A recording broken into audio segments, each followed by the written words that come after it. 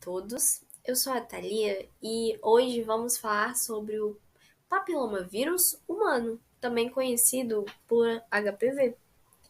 O HPV recebe grande destaque por ser um precursor do câncer de colo de útero.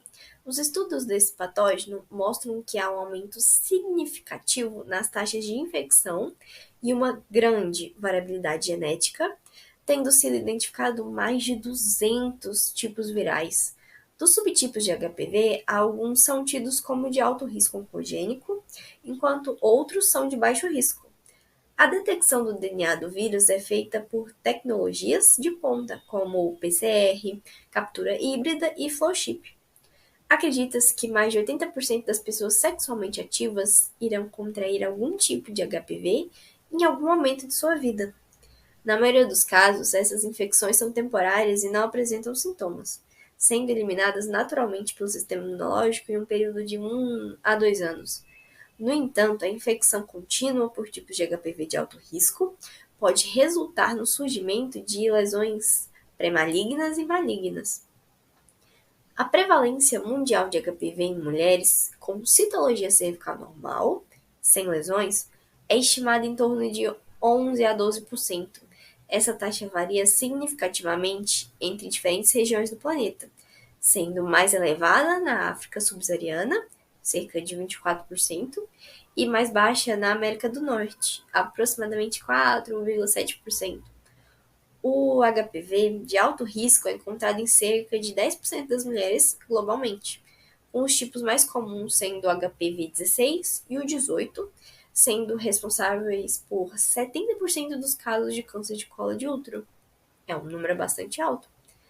A taxa de infecção por HPV é comparável entre homens e mulheres, embora nos homens a infecção seja geralmente assintomática. Pesquisas indicam que entre os homens a prevalência pode variar de 1 a 70%, dependendo da localização geográfica e dos métodos de diagnóstico aplicados.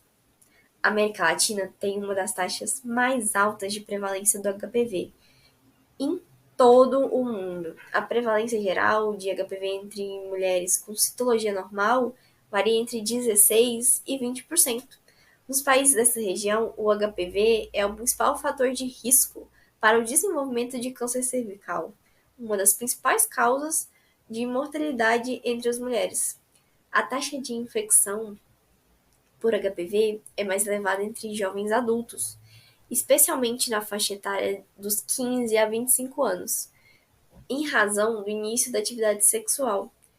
Pesquisas epidemiológicas mostram que a infecção por HPV atinge seu ponto máximo logo após o início da vida sexual, com aproximadamente 40 a 50% dos jovens adultos sendo infectados nos primeiros anos de atividade sexual. A máxima incidência de infecção por HPV costuma ocorrer entre os 20 e 24 anos, entre mulheres, e nos homens a faixa é de 25 a 29 anos, seguida por uma redução na prevalência em idades mais avançadas. No entanto, em certas populações é possível observar um segundo aumento nas taxas de infecção em mulheres mais velhas, o que pode estar associado à reativação de infecções latentes ou à persistência do vírus. O HPV está ligado a aproximadamente 5% de todos os cânceres globalmente, sendo responsável por quase 100% dos casos de câncer cervical e por uma parcela considerável dos cânceres anais, vulvares, vaginais, penianos e orofaríngeos. O câncer cervical é o quarto tipo de câncer mais frequente entre mulheres em todo o mundo, com mais de 600 mil novos casos e mais de 300 mil óbitos anualmente. Cerca de 90% dos casos de câncer cervical ocorrem em países em desenvolvimento, onde o acesso à triagem e à vacinação é extremamente limitado. Os tipos HPV 16 e 18 são responsáveis por cerca de 70% dos casos de câncer cervical, enquanto os outros tipos, também de alto risco, como 31, 33, 45, 52 e 58, correspondem aos 30% restantes. O câncer anal é considerado relativamente incomum, mas sua incidência está aumentando, especialmente entre homens que fazem sexo com homens e em pessoas imunossuprimidas, como aquelas que vivem com HIV. Aproximadamente 90% dos casos de câncer anal estão relacionados à infecção por HPV, em particular ao tipo 16. Nos últimos anos, a incidência de câncer de orofaringe associada ao HPV aumentou, particularmente em homens, nos quais a infecção é transmitida principalmente por contato sexual oral. O HPV-16 é o tipo mais comum envolvido nesses cânceres, que afetam a base da língua, as amígdalas e outras áreas da orofaringe. A implementação da vacina contra o HPV teve um efeito significativo na diminuição da prevalência de infecções pelo vírus e das lesões relacionadas, especialmente em países com alta cobertura vacinal. Pesquisas indicam que em nações como a Austrália, onde a vacinação é amplamente adotada, houve uma redução de até 90% na incidência de verrugas genitais e uma diminuição considerável na prevalência de infecções por HPV de alto risco em mulheres jovens vacinadas. O efeito positivo na redução do câncer cervical também já pode ser observado com uma queda nas taxas de incidência de lesões pré-cancerosas. Além disso, mesmo em populações que não foram vacinadas, a vacinação em larga escala demonstrou proporcionar benefícios indiretos, como a diminuição das transmissões do HPV, resultando na redução da prevalência de infecções e das lesões associadas ao vírus. Tá, mas e as características estruturais do HPV? Trata-se de um vírus tumoral pertencente à família Polymomaravidae, de DNA não envelopado, que possui 55 nanômetros e apresenta afinidade por tecidos epiteliais escamosos estratificados.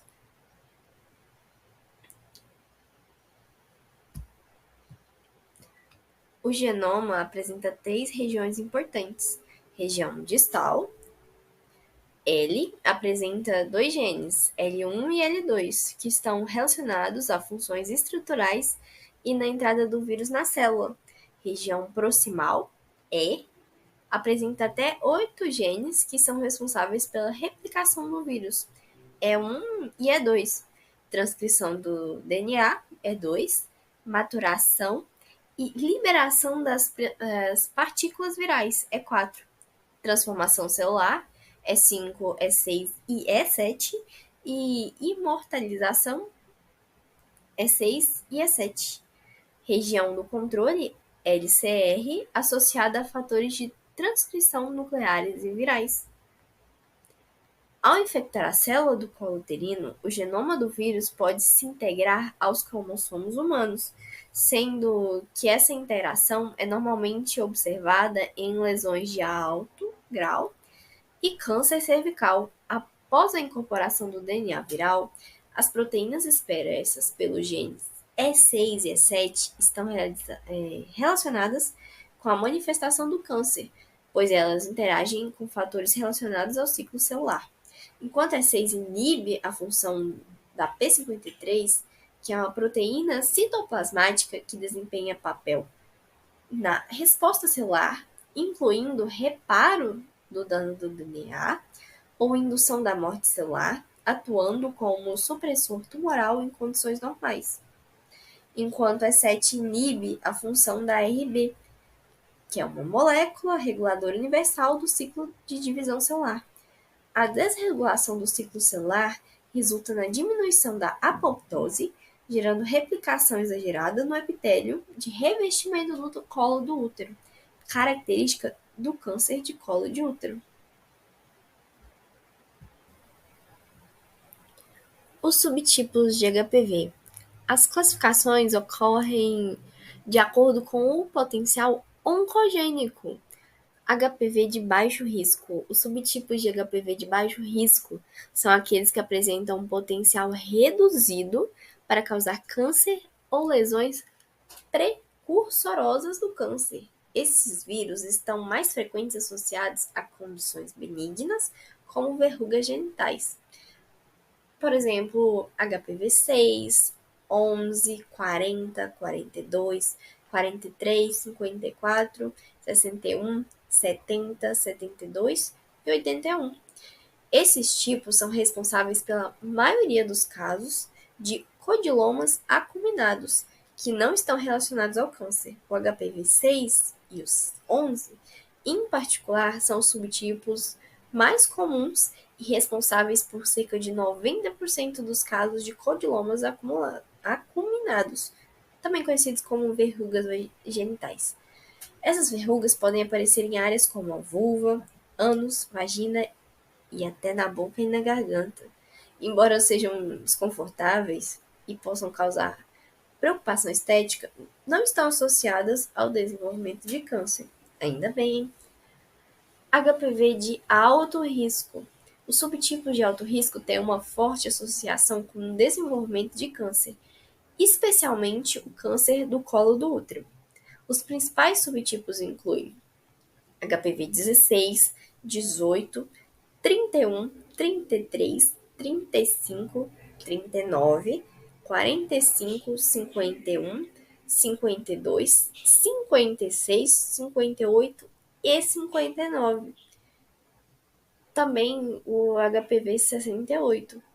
Esses tipos estão envolvidos em aproximadamente 99% dos casos de câncer cervical e são responsáveis pela maioria das neoplasias intraepiteliais cervicais de alto grau, NIC, que podem evoluir para câncer se não forem tratadas. Dentre os subtipos de alto risco, os genótipos mais encontrados nos casos de câncer são o 16 e o 18, sendo responsáveis por cerca de 70% dos casos. Há também uma forte ligação entre a combinação de subtipos virais e a ocorrência dessa patologia, pois a combinação entre dois ou mais subtipos de alto potencial oncogênico se revelou significativamente associada a esse tipo de câncer. Tá, você já sabe o que é o HPV, as suas características e os seus subtipos. Mas e como ele transmite?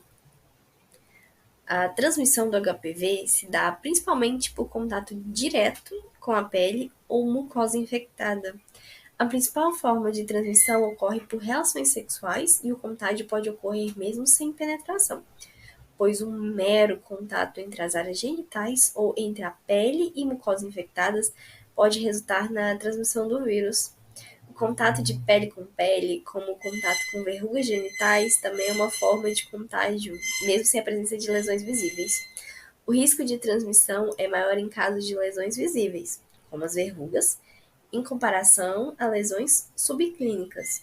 O contato direto também é uma possibilidade, como através da partilha de toalhas e roupas íntimas, porém não é tão significativo em relação ao contato direto. Muitas pessoas infectadas pelo HPV são assintomáticas, mas podem transmitir o vírus. Tá, manifestações clínicas. Como existe uma grande variação de tipo de HPV, as manifestações clínicas variam de acordo com o tipo que o paciente está infectado. Infecção assintomática, a maior parte das pessoas infectadas por HPV são assintomáticas, havendo vários casos de infecção transitória, em que o organismo consegue eliminar o vírus antes que ele cause lesões. Cerca de 90% dos infectados têm as infecções desaparecendo de forma espontânea em até 2 anos. As manifestações clínicas benignas ocorrem nos casos de infecção por tipos de HPV de baixo risco, tá? Essas manifestações são codilomas acuminados, as famosas verrugas genitais. Elas ocorrem nas regiões anogenitais, ânus, cervix, vulva, vagina e pênis, se apresentam isoladas ou múltiplas, podendo ser pequenas, papulas ou grandes massas, apesar de indolores, podem causar desconforto e sangramento. Papilomatose respiratória recorrente. Quando HPV infecta as vias aéreas superiores, principalmente a laringe, pode crescer papilomas que dificultam a respiração e alteram a voz. São mais comuns em recém-nascidos que adquirem o vírus durante o parto. Verrugas cutâneas, normalmente causadas pelos tipos 1, 2 e 4 e podem infectar mãos, pés e outras partes do corpo, gerando lesões elevadas, rugosas e indolores. Ainda bem, né? Lesões pré-malignas e malignas. Elas estão associadas ao tipo de HPV de alto risco, especialmente os tipos 16, 18, 31, 33 e 45. Ocorre o desenvolvimento de lesões intraepiteliais com possibilidade de evolução para câncer. Lesões intraepiteliais escamosas de alto risco, HSL, são áreas de displasias com as células epiteliais apresentando anormalidades associadas ao risco de progressão para carcinoma. Os tipos mais associados a essas lesões são os 16 e 18, em que essas lesões estão fortemente associadas à progressão para câncer cervical. Câncer cervical, câncer do colo de útero. Quase todos os cânceres cervicais são causados por HPV. Como as células infectadas por HPV podem sofrer mutações ao longo do tempo, essas mutações podem resultar no desenvolvimento de câncer invasivo. Normalmente, esse tipo de câncer é precedido por lesões pré-cancerosas que são detectadas em exames ginecológicos preventivos. Câncer de orofaringe. O HPV tipo 16 é o mais associado ao crescimento de casos de câncer de orofaringe, que atinge a base da língua, amígdalas e palato mole. Esse tipo de câncer é mais comum em homens e está associado ao comportamento sexual. Câncer de vulva, ânus e pênis. Os casos de infecção persistentes por HPV de alto risco estão associados ao desenvolvimento desses tipos de câncer e, embora menos comuns que o câncer cervical, os mecanismos patogênicos da doença são os mesmos. Tá, sei como pega, sei como se manifesta, mas como eu sei que eu estou, como eu avalio clinicamente? A avaliação clínica do HPV pode ser feita pelo exame físico, que inicialmente feito, né? Realizado por um profissional de saúde. Durante essa avaliação, o médico examina a área genital em busca de verrugas ou lesões que possam indicar a presença do HPV. As verrugas genitais, conhecidas como codilomas acuminados, são uma manifestação comum da infecção pelo HPV, embora a maioria das infecções seja sintomática. Além do exame físico, o médico coleta um histórico médico detalhado. Isso inclui perguntas sobre o histórico sexual, como o número de parceiros sexuais, uso de preservativos e histórico de infecção sexualmente transmissível. Sintomas atuais, como coceira, dor, sangramento ou desconforto na região genital, e histórico familiar, como casos de câncer cervical ou outras doenças relacionadas ao HPV na família. Caso o exame físico sugira a presença de HPV, exames complementares podem ser solicitados. Um deles é o Papa Nicolau, que é fundamental para a detecção de alterações nas células do colo do útero que possam ser causadas pelo HPV. Um resultado normal no Papa Nicolau pode indicar a necessidade de exames adicionais. Durante o exame, o profissional de saúde coleta células do colo do útero utilizando uma espátula ou uma escova especial. Essas células são então analisadas em laboratório para verificar a presença de anormalidades como lesões de baixo ou alto grau. O exame é recomendado para mulheres a partir dos 21 anos, sendo repetido a cada 3 anos, dependendo da faixa etária e dos resultados anteriores. O Papa Nicolau é uma ferramenta eficaz para identificar as alterações pré-cancerígenas em fase inicial, o que permite intervenções antes que o câncer se desenvolva. No entanto, ele não detecta diretamente a presença do HPV, apenas as mudanças celulares que podem ser causadas pelos vírus. Outra limitação é que ele pode apresentar resultados falsos negativos, especialmente se as células anormais não forem coletadas da maneira adequada. Imagina que horror! Colposcopia, que se o Papa Nicolau mostrar normalidade, uma colposcopia pode ser realizada para examinar mais detalhadamente o colo do útero e identificar lesões suspeitas. A colposcopia é realizada com um pocoscópio, um microscópio binocular com uma fonte de luz que permite visualizar o colo do útero em detalhes. O exame não é invasivo e o colposcópio não entra em contato direto com o corpo do paciente. Após inserir um espéculo para separar as paredes vaginais, o profissional de saúde aplica uma solução de ácido acético, é parecido com o vinagre, na área a ser examinada. Essa solução ajuda a destacar áreas anormais, fazendo com que células anormais fiquem esbranquiçadas ou contrastantes sobre a luz.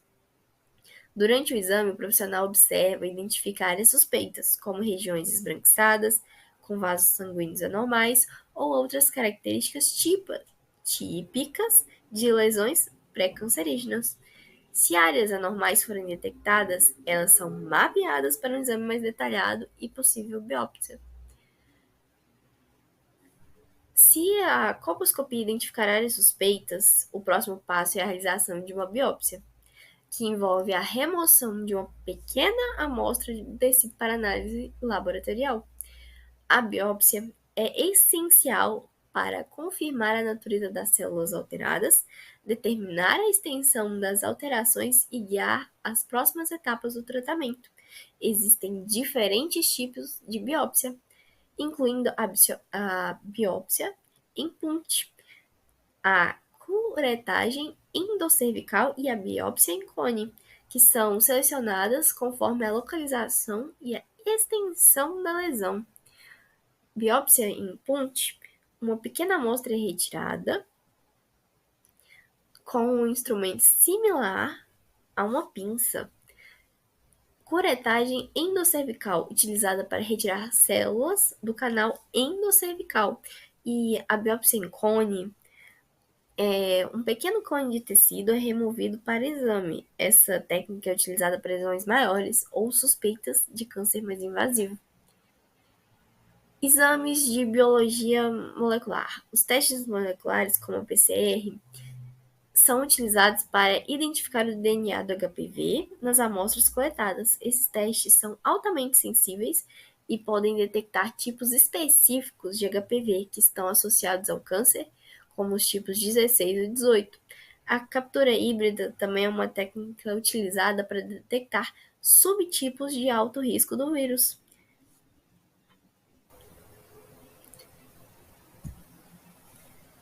O diagnóstico pode variar entre homens e mulheres devido a diferenças anatômicas e à apresentação da doença. Em homens, o diagnóstico pode incluir exames dermatológicos ou urológicos. Quando há presença de verrugas, o exame clínico é suficiente. Caso contrário, testes moleculares podem ser utilizados para detectar o vírus. Em mulheres, além dos exames mencionados, as mulheres também podem ser submetidas a uma genitoscopia, que avalia toda a região genital e anal. Isso é importante para a detecção de lesões em áreas que não são facilmente visíveis. Prevenção do câncer. A detecção precoce do HPV é vital, porque permite o tratamento das lesões antes que elas evoluam para câncer cervical ou outros tipos de câncer associados ao HPV. O câncer cervical é um dos mais prevalentes entre mulheres em todo o mundo e é quase sempre prevenível quando detectado em estágios iniciais. A triagem regular com o Papa Nicolau e exames complementares ajuda a identificar lesões precoces que podem ser tratadas antes que se tornem malignas.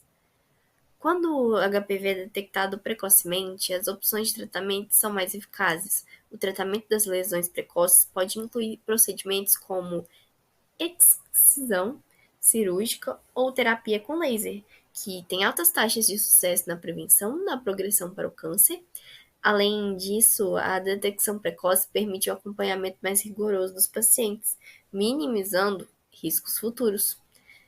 Identificar e tratar infecções por HPV precoce também ajuda a reduzir a disseminação do vírus. Isso é especialmente relevante em populações sexualmente ativas, onde o contato direto é comum. A conscientização sobre a infecção e suas consequências pode incentivar comportamentos mais seguros entre os indivíduos. Além do câncer cervical, o HPV pode causar outras complicações, como verrugas genitais e lesões anais. A detecção precoce permite que esses problemas sejam tratados antes que causem desconforto significativo ou complicações adicionais. O manejo adequado das lesões pode melhorar a qualidade de vida dos pacientes. O HPV é uma infecção viral com mais de 100 subtipos, dos quais cerca de 40 afetam a região anogenital, podendo causar dentre verrugas genitais até lesões pré-cancerígenas e câncer. O tratamento é principalmente paliativo e foca na eliminação das lesões causadas pela infecção, pois não há cura para o vírus em si. Os tratamentos farmacológicos visam destruir as lesões ou estimular o sistema imunológico a combatê-las. Os agentes imunoestimulantes. Quais são? Imiquimod. Sua indicação é para o tratamento de verrugas genitais externas e perianais. Seu mecanismo de ação é que ele é um agonista do receptor Toll-like 7, encontrado em células imunes, como monócitos, células dendríticas e queratinócitos.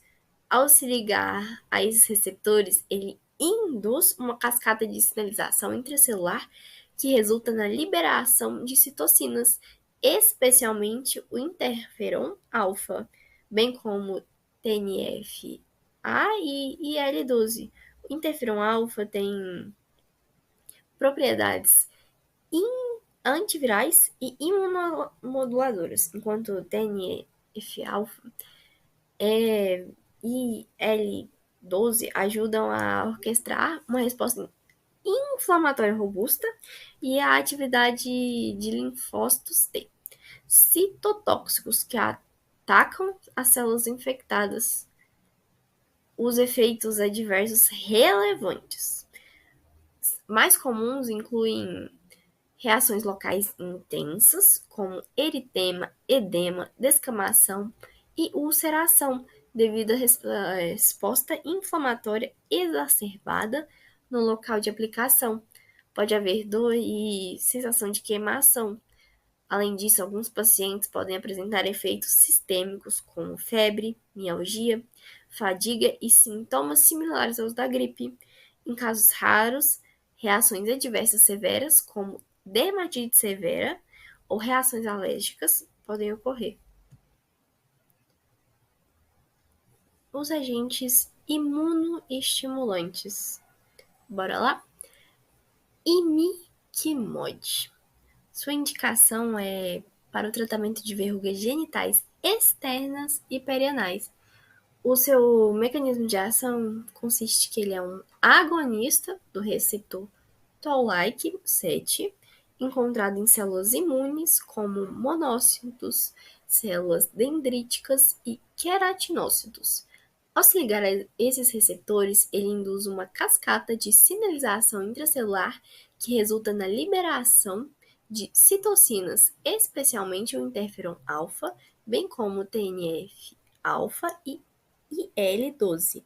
O interferon alfa tem propriedades antivirais e imunomoduladoras, enquanto TNF-alfa e IL-12 ajudam a orquestrar uma resposta anti-inflamatória robusta e a ativar linfócitos T citotóxicos que atuam atacando células infectadas. Os efeitos adversos mais comuns incluem reações locais intensas, como eritema, edema, descamação e ulceração, devido à resposta inflamatória exacerbada no local de aplicação. Pode haver dor e sensação de queimação. Além disso, alguns pacientes podem apresentar efeitos sistêmicos, como febre, mialgia, fadiga e sintomas similares aos da gripe. Em casos raros, reações adversas severas, como dermatite severa, ou reações alérgicas podem acontecer. Interferon alfa. Usado no tratamento de codilomas acuminados e pode ser administrado topicamente ou por injeção intralesional. Seu mecanismo de ação é que ele é um potente modulador imunológico com propriedades antivirais e antiproliferativas.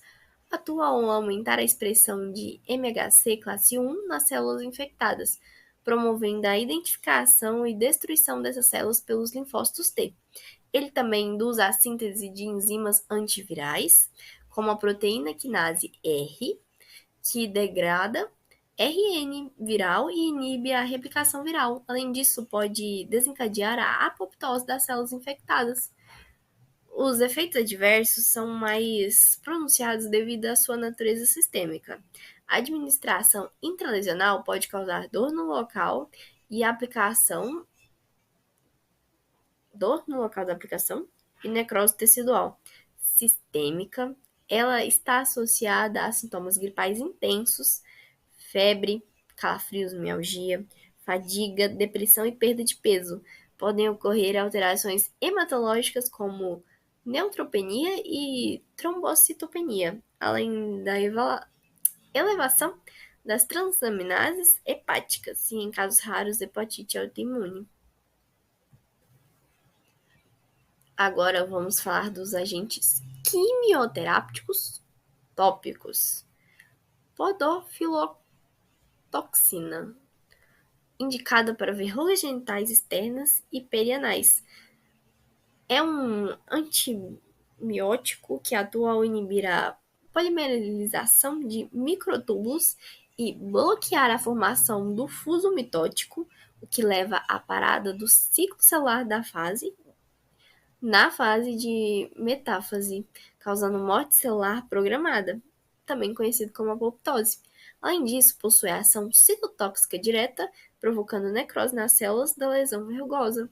Embora eficaz e associada a reações adversas locais significativas, incluindo eritema, dor, ulceração e necrose nos tecidos circundantes.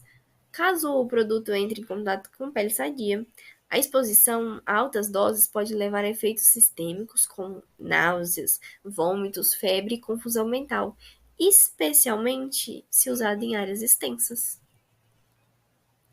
Ácido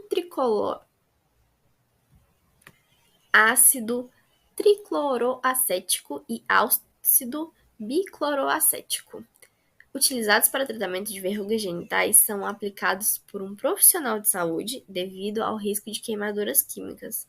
Vixe Maria! Esses ácidos causam coagulação proteica e necrose das células das verrugas, ao desnaturalizarem as proteínas e lipídios na camada superficial da pele. A ação cáustica é responsável pela remoção das camadas da epiderme, incluindo as células infectadas.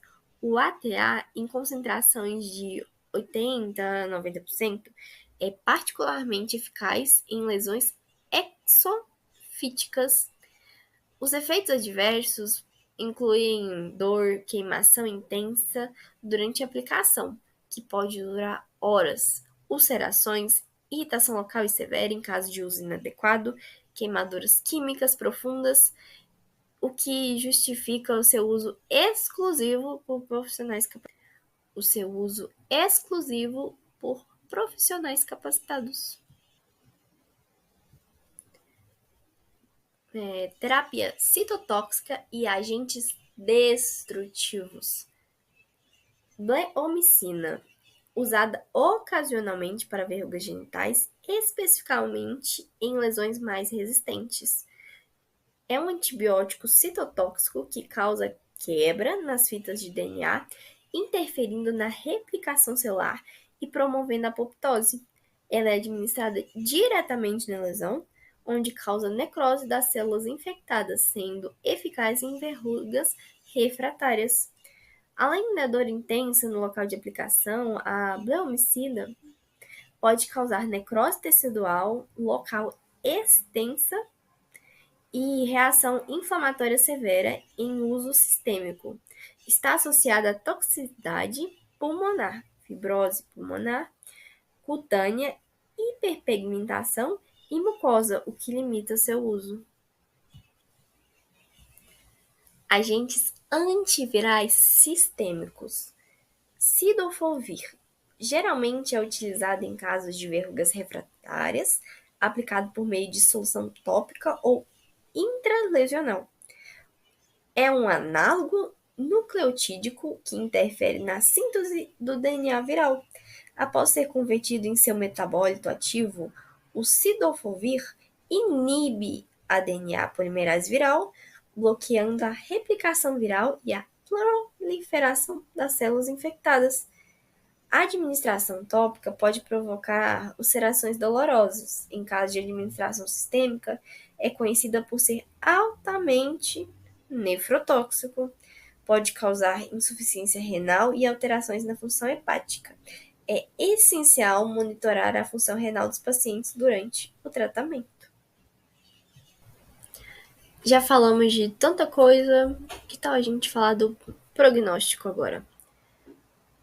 A maioria das infecções por HPV é assintomática e transitória. Em cerca de 90% dos casos, o sistema imunológico consegue eliminar o vírus naturalmente dentro de 2 anos. No entanto, algumas infecções podem persistir por anos, especialmente aquelas causadas por tipos de alto risco, como o HPV-16 e o HPV-18, que são conhecidos por sua associação com câncer cervical, anal, periano, orofagíneo, vulvar e vaginal. Tá, mas o que faz o HPV persistir? Fatores de persistência do HPV. Seus subtipos de alto risco. Infecções por tipos de HPV de alto risco, particularmente o 16 e o 18, têm maior probabilidade de persistirem e resultarem em neoplasias. Esses 2 tipos são responsáveis por cerca de 70% dos casos de câncer cervical em todo o mundo. Eles possuem um maior potencial oncogênico, o que significa que têm uma capacidade elevada de causar alterações celulares que podem evoluir para neoplasias. A infecção persistente por esse tipo de HPV pode causar lesões precursoras de câncer, conhecidas como neoplasias intraepiteliais cervicais, NICs.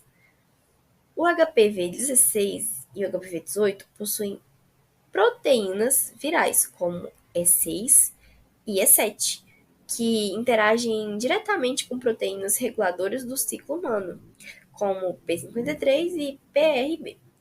Essa interação inativa as funções de supressão de tumor, que naturalmente atuariam para reparar danos no DNA ou eliminar células defeituosas. Com essas proteínas desativadas, as células infectadas se tornam mais suscetíveis a acumular mutações genéticas, favorecendo o desenvolvimento do câncer. Indivíduos com imunossupressão, como portadores de HIV ou transplantados, têm maior risco de infecções persistentes e de progressão para lesões malignas. O tabagismo também está associado ao aumento do risco de persistência do HPV, possivelmente devido a efeitos imunossupressores locais. Fatores genéticos e de estilo de vida, como predisposição e comportamentos sexuais de risco, com múltiplos parceiros sexuais, também influenciam a persistência e progressão da infecção. Em infecções persistentes por HPV de alto risco, as células infectadas podem desenvolver anormalidades genéticas que culminam em lesões pré-cancerígenas, como a neoplasia intraepitelial, e posteriormente evoluir para câncer invasivo. Tipos de lesões e sua progressão. Neoplasia intraepitelial cervical, NIC. A NC é classificada em graus 1, 2 e 3, de acordo com a gravidade. Grau 1 são alterações leves que frequentemente regridem espontaneamente. Grau 2, as alterações moderadas que têm uma probabilidade maior de progressão. Grau 3, as alterações são severas, que têm um alto risco de evoluir para câncer cervical invasivo se não forem tratadas. Neoplasia intraepitelial vulvar e vaginal, NIV e NIVAG. Similarmente à NIC, essas lesões podem evoluir para câncer vulvar e vaginal, respectivamente. Neoplasia intraepitelial anal e orofaginha. HPV-16 é um fator de risco significativo para câncer anal e orofagíneo, com evidências crescentes de que o HPV é responsável por uma proporção substancial desses cânceres. Bora lá. Prognóstico de cânceres associados ao HPV. Câncer cervical com detecção precoce, as taxas de cura para eles são altas. O exame de Papa Nicolau e o teste HPV são ferramentas essenciais para a detecção precoce de lesões pré-cancerígenas. Embora seja frequentemente diagnosticado em estágios avançados, as taxas de sobrevivência para cânceres de orofaringe associados ao HPV são mais altas do que para os não associados ao vírus, especialmente em pacientes mais jovens. Câncer anal e peniano. Ambos os cânceres são menos comuns, mas a infecção por HPV aumenta significativamente o risco. A detecção precoce e o tratamento oportuno melhoram o prognóstico. Tá, mas e a longo prazo? As consequências e repercussões a longo prazo. Infecções persistentes pelo HPV e as doenças associadas podem causar diversos impactos a longo prazo, que vão além dos efeitos físicos, incluem impactos emocionais, sociais e econômicos. Impactos físicos e na saúde. Dor e desconforto, lesões recorrentes, como verrugas genitais, podem causar dor, coceira e desconforto, além de afetarem a qualidade de vida e a saúde mental. A recorrência e a necessidade de tratamentos continuados. Infecções persistentes e lesões podem exigir tratamentos repetidos, como crioterapia, excisão cirúrgica e tratamentos tópicos, o que pode ser financeiramente oneroso e fisicamente desgastante. Impacto na fertilidade e na gravidez. Em casos raros, o tratamento de lesões cervicais pode levar a complicações obstétricas, como o parto prematuro. Infecções por HPV de alto risco também estão associadas a um risco alto de complicações durante a gravidez. Tá? E o psicológico, como fica? O psicológico também é afetado. Indivíduos diagnosticados com HPV frequentemente enfrentam ansiedade relacionada ao estigma da infecção sexualmente transmissível, além de preocupações com a possibilidade de desenvolver câncer. A presença de verrugas genitais pode afetar a autoimagem e a confiança, e o medo da transmissão do HPV pode impactar negativamente os relacionamentos íntimos e sexuais. O apoio psicológico pode ser necessário e especialmente para pacientes com câncer relacionado ao HPV, que enfrentam desafios emocionais durante o tratamento e o processo de recuperação. Falamos de físico, falamos de social, falamos de mental e o financeiro. Os custos de tratamento para lesões persistentes e cânceres associados ao HPV podem ser altíssimos, especialmente em sistemas de saúde que não cobrem todos os procedimentos. Além disso, os pacientes podem perder dias de trabalho devido às consultas médicas e procedimentos. Programas de saúde pública. O aumento da incidência de cânceres relacionados ao HPV exerce pressão sobre os sistemas de saúde pública, o que pode levar à criação de programas de vacinação mais amplos e iniciativas de conscientização. Apesar do potencial de repercussões a longo prazo, o HPV pode ser gerenciado e prevenido de forma eficaz. A vacinação é uma das principais estratégias de prevenção e os programas de rastreamento e monitoramento são essenciais para a detecção precoce e redução da morbidade associada à infecção pelo HPV. Atualmente, temos vacinas, a vacina bivalente, quadrivalente e nonavalente. As vacinas disponíveis cobrem de 2 a 9 tipos de HPV e são eficazes na prevenção de infecções pelos subtipos de alto risco, incluindo o HPV 16 e o 18. A implementação de campanhas de vacinação em adolescentes em populações de risco é uma medida essencial para a resolução de casos de HPV e seus desdobramentos. Rastreamento e monitoramento. Para mulheres, exames como o Papa Nicolau e o teste de HPV são ferramentas essenciais para a detecção precoce de lesões cervicais e para o acompanhamento de infecções por HPV de alto risco. Para mulheres com 30 anos ou mais, a combinação Papa Nicolau e teste HPV é uma estratégia eficaz, conhecida como cotestagem. Isso aumenta a sensibilidade do rastreamento, pois o teste de HPV pode identificar infecções antes que alterações celulares ocorram, enquanto o Papa Nicolau detecta as alterações causadas por essas infecções. Testes em homens e populações de alto risco. Embora o rastreamento para o HPV seja mais comum em mulheres devido ao risco elevado de câncer cervical, há também uma crescente conscientização sobre a importância de exames para a detecção do HPV em homens e populações de alto risco. Essa população inclui que homens que fazem sexo com homens, pessoas com HIV, AIDS e outros indivíduos imunossuprimidos que estão mais suscetíveis a desenvolver cânceres associados ao HPV, como câncer anal, orofaríngeo e de pênis. Vamos falar de coisa boa? Vamos falar de vacinação? As vacinas contra o HPV foram desenvolvidas com o intuito de prevenir infecções causadas pelos subtipos mais comuns do vírus associados ao desenvolvimento de câncer e verrugas genitais. Globalmente, estão disponíveis 3 tipos: a bivalente, quadrivalente e nonavalente, e todas são baseadas em proteínas virais recombinantes que foram partículas semelhantes ao vírus, porém sem conter o DNA viral. Essas vacinas utilizam a tecnologia de partículas semelhantes ao vírus, em que as VLPs contêm a proteína principal da capside do HPV, L1, sem conter o DNA viral, pois essa proteína é o suficiente para induzir a resposta imune.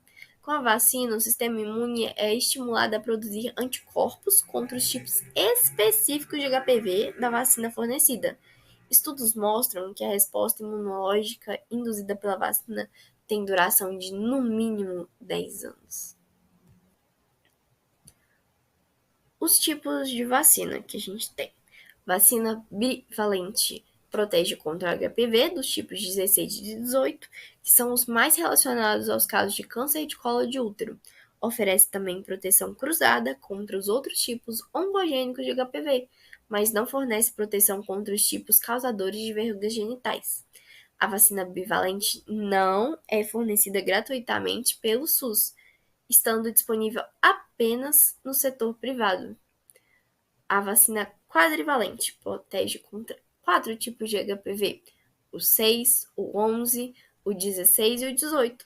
Além da proteção contra os tipos oncogênicos da bivalente, ela protege também contra os tipos mais comuns causadores de verrugas genitais. Essa vacina está disponível tanto no setor privado quanto no SUS. Para adquiri-la pelo SUS, o paciente deve estar inserido dentro de um dos critérios: meninas e meninos de 9 a 14 anos, dose única profilática, pessoas de 9 a 45 anos com condições clínicas especiais, como HIV, AIDS ou câncer, vítimas de abuso sexual, portadores de papilomatose respiratória recorrente. Em julho de 2024, a cobertura vacinal foi ampliada para pessoas entre 15 e 45 anos que tomam profilaxia pré-exposição a HPV, PrEP. Vacina nonavalente. Além da proteção contra os mesmos alvos da quadrivalente, ela protege também contra os tipos 31, 33, 45, 52 e 58. Esses subtipos também estão associados aos casos de câncer de colo de útero, de modo que a cobertura alcançada seja cerca de 90% dos casos de câncer atribuídos ao HPV. Essa vacina encontra-se somente no setor privado. Uma pena, né? Porque ela é bastante importante. As indicações de vacinação. A vacinação contra o HPV no Brasil é uma estratégia fundamental de saúde pública, visando a prevenção de cânceres associados ao vírus, especialmente o câncer de colo de útero. A seguir, detalham-se as indicações e grupos prioritários para a vacinação, conforme as diretrizes do Sistema de Saúde. O Brasil se comprometeu a eliminar o câncer de colo de útero até 2030, hein? Conforme as diretrizes da Organização Mundial de Saúde. Para isso, a vacinação contra o HPV é uma das principais medidas adotadas, juntamente com o rastreamento adequado e acesso ao tratamento. A mudança para um esquema de dose única visa aumentar a adesão e vacinação e facilitar o acesso ao imunizante, especialmente em populações vulneráveis. Embora a vacina tenha sido inicialmente testada em populações mais jovens, estudos indicam que vacinar adultos que já tiveram contato com HPV pode reduzir o risco de lesões pré-cancerosas e recorrência de infecções. A vacinação pode induzir uma resposta imunológica que protege contra outros tipos de HPV, não previamente adquiridos. A eficácia da vacina é especialmente relevante para aqueles que podem estar em risco aumentado devido a novas parcerias sexuais. Crianças e adolescentes de 9 a 14 anos, a vacina quadrivalente é recomendada para meninos e meninas nessa faixa etária. A partir de abril de 2024, a vacinação será realizada em dose única, substituindo o esquema anterior de 2 doses. Imunossuprimidos, pessoas com condições que promovem o sistema imunológico, como aqueles vivendo com HIV, AIDS, transplantados de órgãos sólidos ou medula óssea e pacientes oncológicos que podem receber a vacina até os 45 anos. Vítimas de violência sexual. Este grupo também está incluído na recomendação para vacinação no SUS, podendo receber a vacina em qualquer idade. Pessoas com papilomatose respiratória recorrente, PPR, também devem ser vacinadas. Público em geral, de 15 a 19 anos, o Ministério da Saúde recomenda uma busca ativa para vacinar jovens até 19 anos que não tenham recebido a vacina anteriormente. Essa medida é parte de um esforço para aumentar a cobertura vacinal. Usuários de PrEP. A partir de 2024, pessoas entre 15 e 45 anos que utilizam PrEP também serão incluídos como público-alvo da vacinação contra o HPV, visando prevenir infecções sexualmente transmissíveis e cânceres relacionados ao HPV. Tá, vamos falar de efetividade e segurança. Estudos mostram que a vacina contra o HPV tem uma alta taxa de eficácia na prevenção de infecções persistentes pelos tipos de HPV-alvo, bem como no desenvolvimento de neoplasias intraepiteliais cervicais de alto grau, precursores do câncer. Do ponto de vista de segurança, as vacinas contra o HPV são consideradas seguras. Os eventos adversos mais comuns são leves e incluem dor no local da injeção, febre leve, dor de cabeça. Reações graves são raras e são monitoradas rigorosamente pelo sistema de farmacovigilância em vários países. Segue nas imagens as referências utilizadas para essa aula.